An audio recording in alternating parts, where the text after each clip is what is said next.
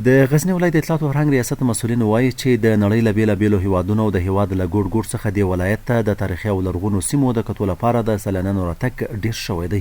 د دوی په وینا روان لمریز کال کې د ډیپلوماټانو سیلانیانو ترڅنګ په زرګونو کورنیو بهرنیو سیلانیانو له غزني ولایت څخه لیدنه کړې ده. غزني ولایت د خارجي سیلانیانو راتګ زیات شوی دی.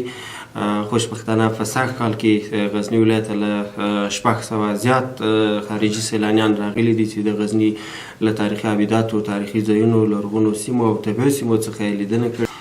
باید یادونه وکړم چې په دغو خارجي سیلانیانو کې ځینې مهم حتی د سفیرانو په کچه باندې خارجي ډیپلوماټان او لوړپوړي چارواکي راغلي دي چې د ترکیې محترم هیواد سفیر، همدارنګه د اندونیزیا سفیر په وروستیو کې غزني ولایت ته راغلي او د غزني د تاریخي ابداتو، طبیعي سیمو، لرغونو سیمو څخه یې لیدنه کړې. له استرالیا څخه راغلي سیلاني لاکوچ په ژواک اژانس ته وویل غزني د افغانستان له ښکلو او لرغونو ولایتونو څخه دی. یو له هندوستان هیواد څخه راغلي ډاکټر بخشي وویل د افغانستان غزني ولایت کې د غزنویانو 200 کلن امپراتوري سیلانیان دې ته لیواله کوي چې یو ځل له دغه ولایت څخه لیدنه وکړي.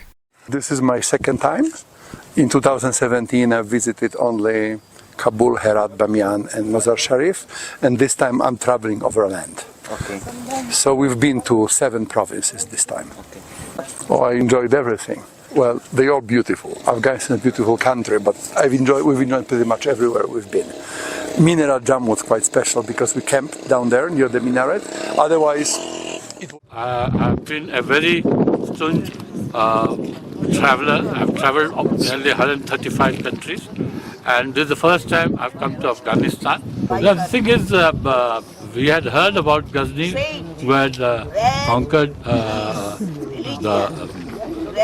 the temples in India, but I never thought I will ever be coming to the place where Ghazni had ruled once upon a time. هاخوا ته غزني میشتې هیله لري چې د سیلانیانو په راتګ سره په دغه ولایت کې د خلکو اقتصاد لا پیاوړی شي او هم به ورسره د ځایي خلکو ژوند ښه شي. دوی له حکومته غواړي چې په دې ولایت کې د لارو جوړولو، رغنیزو پروژو پلي کولو او د ښار د ښکلا لپاره اقدامات وکړي ترڅو د لا زیاتو سیلانیانو پام راجلب شي. واقعا غزني ښار ته په د وروستیو کې سیلانیان بیخي ډېر راغلي دي. دا یو د خوشحالۍ او افتخار ځای دی چې ورځ په ورځ ډېرېږي دی انشاءالله د امن او د پرمختګ یو پیغام ورکوي. نو دولت څخه مو هیله همدغه ده ترڅو پورې رغنیزې پروژې زیاتې کړي او خدمات ډېر کړي ترڅو داخلي او خارجي سیلانیان ډېر شي. غزني کې تر 200 زیات تاریخي ابدې، لرغونې سیمې او تفریحي ځایونه شتون لري چې له ډلې سل د اطلاعاتو فرهنګ وزارت سره ثبت او راجستر دي. د یادونې وړ ده چې غزني د هیواد له هغو لرغونو ولایتونو څخه دی چې له تاریخي ښکلاو برخمن دی. نو له پژواک خبري اژانس د پیښو ریښتینې هنداره